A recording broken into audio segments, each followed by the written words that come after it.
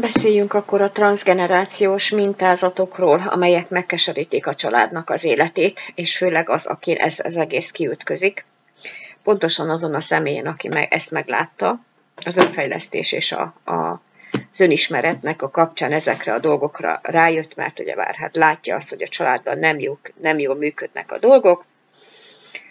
A transzgenerációs minták bármelyik rendszerben előfordulhatnak, legyen az család vagy más közösség is. Hát itt Magyarországra is szerintem ez egy ilyen minden családot érintő dolog. Ezek a minták rámutatnak a kapcsolati háló sajátosságára és arra, hogy a traumát elszenvedő ember tünetei hogyan futnak végig a rendszeren. A trauma sajátossága az, hogy akkor is tüneteket idéztet elő, ha trauma létéről nem tudunk. Tehát nem feltétlenül fontos az, hogy ez a trauma, ez az én saját traumám legyen, hanem ez több generáción keresztül, tehát lehet a nagymamám, nagypapám generációja is, vagy traumája is. A transzgenerációs trauma elmélete nemzedékeken keresztül fel nem dolgozott krízisek, fájdalmak, titkok, szenvedések tüneteire mutat rá. Legyen az egy szenvedélybetegség, meddőség, egy ember ellen elkövetett háborús tett, vagy éppen pszichés betegségek. És ugye ennek hát ugye van egy elmélete, az ami, ha a rendszeren belül valakit trauma szintjére emelkedő élethelyzettel találkozott, arra a rendszer tagjai, például a családtagok különböző módon reagálnak. Amennyiben a traumaválaszok a traumára adott reakció krónikusan, azaz hosszú időn át, akár transzgenerációsan ismétlődnek, tüneti alakulhatnak. Az, aki a tüneteivel szenvedélybetegség, tehát például alkoholizmus, drogfüggőség, szorongás, pánik, pszichózis, viselkedési zavarok, én szerintem még a narcizmus is ide tartozik, ami most az annyira nagyon népszerű. Jaj, te kis édes csillog, hát itt vagy. Jaj, de szeretlek, örülök, hogy itt van. És igazából tehát a szorongás, a pánik, a viselkedési zavarok, családkonzultációba vagy betegség esetén a család pszichoterápiába lép, megmutatja, láthatóvá teszi a rendszer tünetét, és őt tünethordozónak vagy indexpáciensnek nevezzük. Nem elegendő azonban kizárólag a tünethordozóval foglalkozni, azt is szükséges felfejtenünk, hogy a családrendszer hogyan működik a tünet körül, illetve ami történt, milyen mechanizmusokat, reakciókat és ellenreakciókat, hitmondatokat, hiedelmeket és értékrendbeli változásokat indított be a családi rendszerben. Pont úgy viselkedik az a jelenség, mint amikor egy térhálón az egyik pontot megmozdítjuk, és az rezonál az egész rendszeren át. Tehát nem vagyunk függetlenek egymástól.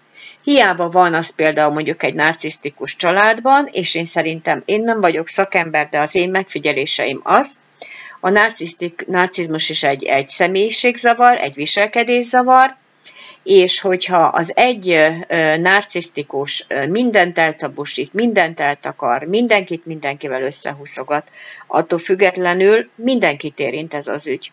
Hiába van neki repülőmajma, hiába van neki szövetségese, hiába van neki mit tudom én kicsodája, akkor is az egész családot érinti. És nagyon sokan erről nem is tudnak. Tehát elég, hogyha a fekete bárány ezt felfedezi, az egészen biztos, és ugye hát a többieket is hát úgymond sajnálja, mert ők is csak ki vannak használva, tehát ők is a kártyavárat építik, vagy a homokvárat. Azt mondja, hogy ha 5-10 alkalmas feldolgozás során a következő kérdéssel, hogyha több alkalommal is ugyanazok a kérdésekkel foglalkozhatunk, kik voltak a szüleim, kik voltak a nagyszüleim, dédszüleim, milyen lelki, szellemi, társadalmi értékek szerint éltek. Na most, hogyha egy narcisztikus van, egy nagymama, egy dédnagymama, mondjuk például, aki a családot irányítja. És neki az a fő csapás iránya, hogy ő nem akar erről beszélni, tehát ő ezt nagyon eltabusítja, és nagyon a családról egyáltalán nem akar semmit se beszélni, hogy milyen kiemelkedő események voltak, mi befolyásolta az életüket, milyen rossz vagy jó döntéseket hoztak, hogyan küzdöttek meg a nehézségekkel, milyen betegségek voltak, ki halt meg, ki nem halt meg. És akkor mi volt az én szerepem az én családomban? Ez egy fontos kérdés. Ha vannak testvéreim például, milyen volt velük a szüleim kapcsolata? Volt-e meghalt testvérem? Volt-e elhunyt testvérem? Volt-e kitagadott testvérem? Vagy milyen volt a testvéremmel való kapcsolatom a gyerekkoromban? És fiatal felnőtt koromban, hogy milyen volt? Mi volt a testvérem szerepe a családban? Hogy mondjuk, hogyha én egy fekete bárány voltam, akkor a testvérem az aranybárány. Vagy például az eltagadott testvérem, aki mondjuk meghalt csecsemőkorában, vagy magzatkorában. Hogyan fejezték ki a szüleim, a nagyszüleim a gyöngétséget, a szeretetet, hogy egyáltalán kifejezték-e? Mert ugye a narcisztikus személy nem tudja kifejezni a gyöngétséget és a szeretetet. Nincs neki mit kifejezni, mert az ő teste az egy bádogdoboz, és abban nincs szív. Vagy hogyha legalábbis el is játsza, hogy van egy nagyon jó kis közmondásunk arra, hogy a szívébe, vagyis a szájában cukor van, a szívébe pedig kő. Mondjuk ez lehet, hogy nem is magyar közmondás, hanem osztrák. És mi okozott például nekem örömet gyermekkoromban? Okozott valami, vagy egy narcisztikus szülő mellett felnövő gyereknek milyen örömei vannak? Szerintem nincsenek örömei. Azt mondja, hogy mi okozott nekem nehézséget gyermekkoromban például. Hogy kellett-e mondjuk korán segítenem a szüleimnek, kellett-e valamilyen munkát átvállalnom tőlük, kellett-e, hogy a nagyobb testvéreimre vigyázzak, vagy kellett-e főznöm, vagy kellett-e mosogatnom, vagy részt kellett-e vennem korán a munkába, tehát mit tudom én, 8-9 éves korban már dolgozni kellett, a háztartást vezetni, vagy állatokat ellátni, vagy ilyesmi. Ha visszanézek a gyermekkoromra, akkor milyen örömök értek, és akkor, hogy miért tudok hálás lenni? Tudok egyáltalán hálás lenni? Persze, az ember hálás azért, mert világra hozta egy anya, és nem hagyta, hogy elpusztuljon, ezért természetesen hálásnak kell lennünk, de azért nagyon sok olyan dolog van, amitől az embernek szóval úgy herótja van. És hogy mi hiányzott a gyerekkoromban. Nagyon-nagyon fontos. A gyerekkorban, hogy volt-e megfelelő szinten ölelés, volt-e megértés, volt-e hibáztatás, volt-e mondjuk valamilyen megelégedettség, hogy volt-e szeretet, volt-e bizalom, volt-e tisztelet, volt-e beszélgetés, voltak-e beszélgetések, vagy egyáltalán kommunikáció, volt-e normális kommunikáció.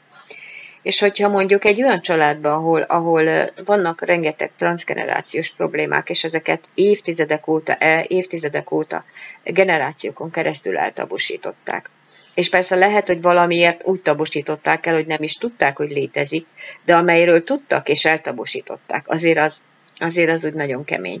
Az úgy nagyon-nagyon, tehát az én szememben ezek ilyen hazugságok. Tehát ilyen nem akarom, hogy kiderüljön rólam, vagy az én szüleimről, vagy a nem tudom én kicsodáiról, hogy nem voltak perfekt emberek. De hogy őszinték legyünk, ki az, aki a mai világban, vagy bármikor is perfekt. Perfekt ember nincs. Egyedül a narcisztikus hiszi magáról azt, hogy ő perfekt, tehát hogy ő tökéletes, és mindent jól gondol, és mindent jól csinál. Tehát azért ezek így nagyon-nagyon komoly kérdőjeleket vetnek fel, hogy egyáltalán, hogy ezt meg kellene beszélni a családoknak. Mert nekem sír a lelkem, hogy annyi mindent, dolgot látok és olvasok, hogy ez a gyermekbántalmazás, ami most folyik, és nem csak az iskolákban, vagy az óvodákban, iskolákban, hanem családokon belül is, akár szexuális bántalmazás, akár lelki, érzelmi, vagy akár testi jellegű abuzusok. Szóval ezeknek valami oka kell, hogy legyen. Tehát ez nem csak úgy van. Vagy szerintetek csak úgy van? Nem akarom elhinni. De egyébként, hogyha nektek más a véleményetek, akkor mindenféleképpen írjátok meg a kommentben. Nagyon örülnék, hogyha a kommenteket olvashatnám. És természetesen nagyon szívesen válaszolok a tehetségemhez, vagy tehát nem tehetség, hanem a képességeimhez képest válaszolok is a kommentekre.